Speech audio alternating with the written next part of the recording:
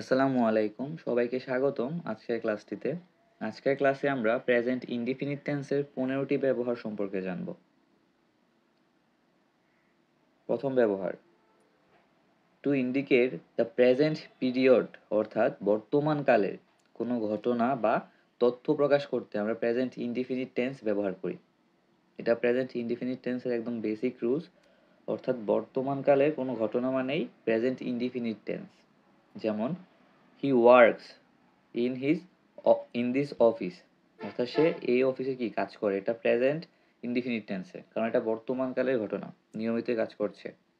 He has a big garden, এটাও present indefinite টেন্সের, কারণ তার এটা আছে, বর্তমানে আছে। তাই পরবর্তী ব্যবহারে যাই। To express A universal truth or fact, অর্থাৎ চিরন্তন সত্য বোঝাতে প্রেজেন্ট ইনডিফিনিট টেন্স হয়, মানে যেটা চিরন্তন সত্য, সর্বদাই সত্য, সেটা বোঝাতে প্রেজেন্ট ইনডিফিনিট টেন্স হয়। আবারও বলছি, যেটা চিরন্তন সত্য বোঝাতে প্রেজেন্ট ইনডিফিনিট টেন্স ব্যবহৃত হয়। যেমন the sun rises in the east, এটা একটা চিরন্তন সত্য, তাই এখানে সর্বদাই প্রেজেন্ট ইনডিফিনিট টেন্স হবে। The moon shines at night, এটাও চিরন্তন সত্য, চাঁদ রাতে কি আলো দেয়, এটাও একটা চিরন্তন সত্য। The earth moves around the sun, এটাও চিরন্তন সত্য, তাই এখানে প্রেজেন্ট ইনডিফিনিট টেন্স হয়েছে। অর্থাৎ যে কোনো বাক্য যদি চিরন্তন সত্য হয় তাহলে সেটাকে আমরা প্রেজেন্ট ইনডিফিনিট টেন্সে লিখব। 3 number, to express A habitual action, অর্থাৎ অভ্যাসগত কাজ বোঝাতে প্রেজেন্ট ইনডিফিনিট টেন্স বসে। অর্থাৎ যে কাজগুলো আমাদের অভ্যাসগত, আমরা প্রতিনিয়তই করে আসছি। যেমন he reads newspaper every day, সে প্রতিদিন খবরের কাগজ পড়ে, এটা তার একটা অভ্যাসগত কাজ, সে অভ্যাসের কারণে করে যাচ্ছে, তাই এখানে প্রেজেন্ট ইনডিফিনিট টেন্স ব্যবহৃত হয়েছে। He works in the morning everyday, এটাও তার একটা অভ্যাসগত কাজ। উই ইট রাইস এভরিডে, আমরা প্রতিনিয়ত ভাত খাই, এটা আমাদের একটা অভ্যাস, তাই এটা প্রেজেন্ট সিম্পল টেন্স অথবা প্রেজেন্ট ইনডিফিনিট টেন্সে হয়েছে। পরবর্তী ব্যবহারে যাই। কোনো লেখক বা মনীষীদের বাণী বোঝাতে প্রেজেন্ট ইনডিফিনিট টেন্স বসে। অর্থাৎ কোনো লেখক বা কোনো বিখ্যাত ব্যক্তি, তিনি যদি কোনো কিছু বলে যান, সেটা তার বাণী, এবং সেখানে প্রেজেন্ট ইনডিফিনিট টেন্স বসবে। এবং প্রেজেন্ট ইনডিফিনিট টেন্স বসবে, কিন্তু ওনার যে বক্তব্যটা সেটা সর্বদাই হবে কিসে, কোটেশনের মধ্যে হবে, যে কোটেশন দেওয়া আছে। A thing Keats says, a thing of beauty is a joy for ever.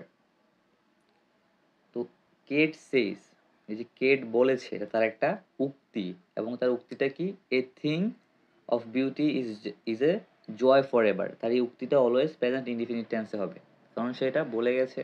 তাই সবগুলো উদাহরণে এরকম, যেমন সক্রেটিস সেইজ নো দাইসেলফ, এটাও কি তার একটা উক্তি, তাই এটা সর্বদাই প্রেজেন্ট ইনডিফিনিট টেন্সে হবে।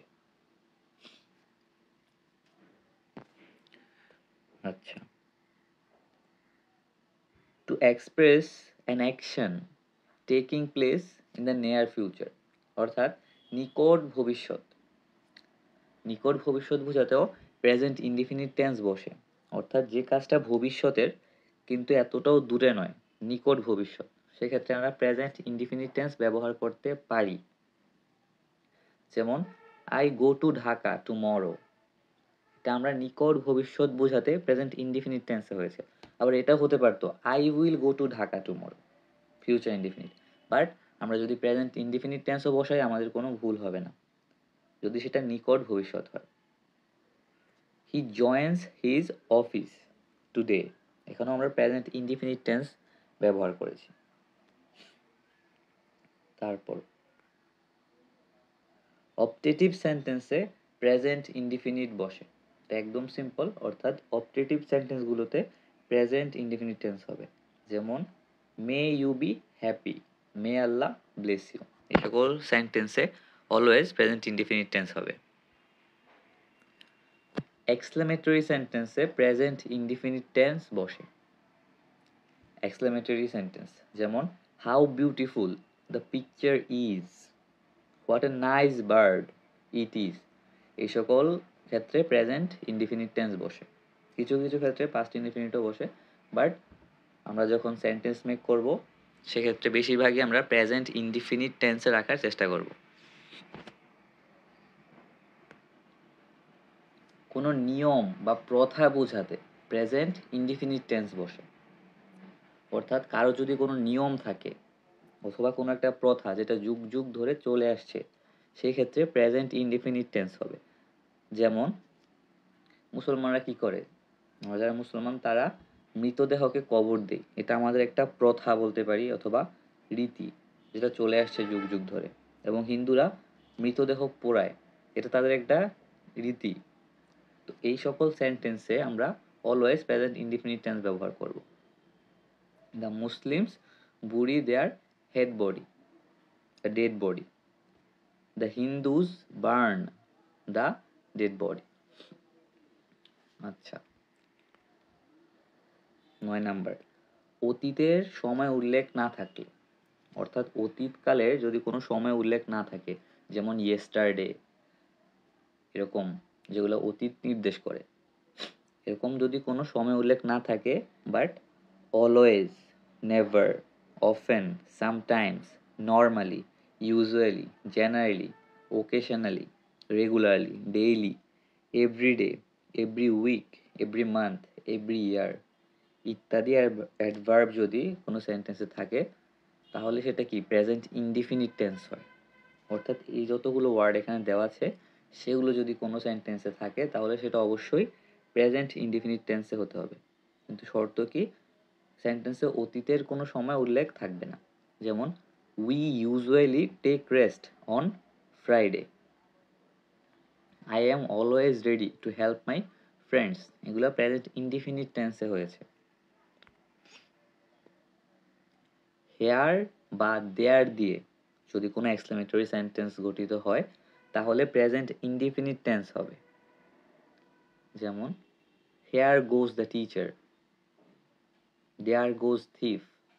তো যদি হেয়ার অথবা দেয়ার থাকে কোনো এক্সক্লেমেটরি সেন্টেন্সে তাহলে অবশ্যই আমরা প্রেজেন্ট ইনডিফিনিট টেন্স ব্যবহার করব। 11 নম্বর, অনেক সময় প্রেজেন্ট কন্টিনিউয়াস টেন্সের অনুবাদে অর্থাৎ বর্তমানকালে কোনো কাজ চলতেছে এরকম বোঝাতেও প্রেজেন্ট ইনডিফিনিট টেন্স ব্যবহৃত হয়।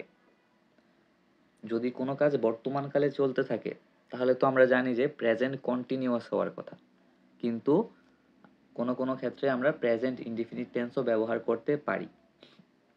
যেমন he feels tired, he feels tired, সে কিন্তু এখন টায়ার্ড ফিল করছে, তো এটা হবে না যে হি ইজ ফিলিং টায়ার্ড, এক্ষেত্রে হবে হি feels tired. The book reads well, ঠিক আছে, the book reads well, the book is reading well, এখানে হবে না। অর্থাৎ কিছু কিছু ক্ষেত্রে প্রেজেন্ট কন্টিনিউয়াস টেন্সে আমরা প্রেজেন্ট ইনডিফিনিট টেন্স ব্যবহার করতে পারি। প্রেজেন্ট পারফেক্ট টেন্সের প্রকাশেও অনেক ক্ষেত্রে প্রেজেন্ট ইনডিফিনিট টেন্স ব্যবহার করা হয়। যেমন the road leads to the college, the road leads to the college, I am in danger. এই সকল ক্ষেত্রে আমরা প্রেজেন্ট পারফেক্ট টেন্স বোঝাতেও আমরা প্রেজেন্ট ইনডিফিনিট টেন্স ব্যবহার করতে পারি।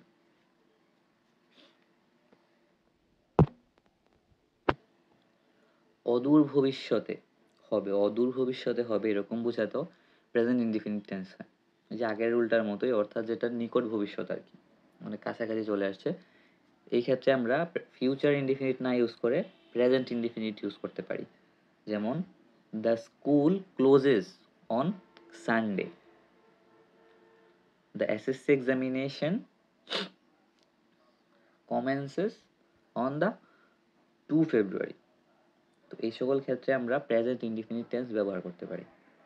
14 নাম্বার রুল, ইম্পারেটিভ সেন্টেন্সে ভবিষ্যৎ কালসূচক ক্রিয়া থাকলে তার প্রকাশে আমরা প্রেজেন্ট ইনডিফিনিট টেন্স ব্যবহার করতে পারি। যেমন always speak the truth, imperative sentence, speak the truth, সদা সত্য কথা বলবে। কখন বলতে বলছে? অবশ্যই ভবিষ্যতে, কারণ আমি যদি এখন উপদেশটা দেই, উপদেশটা কার্যকর হবে ভবিষ্যতে, তো ভবিষ্যতে করতে বলা হয়েছে, কিন্তু এক্ষেত্রে আমরা প্রেজেন্ট ইনডিফিনিট টেন্স ব্যবহার করব। নেভার টেল এ লাই, কখনো মিথ্যা বলো না, এটাও একটা ইম্পারেটিভ সেন্টেন্স, যেটা বলতে বলা হয়েছে যে কখনো মিথ্যা বলো না, সেক্ষেত্রেও আমরা প্রেজেন্ট ইনডিফিনিট টেন্স ব্যবহার করতে পারি।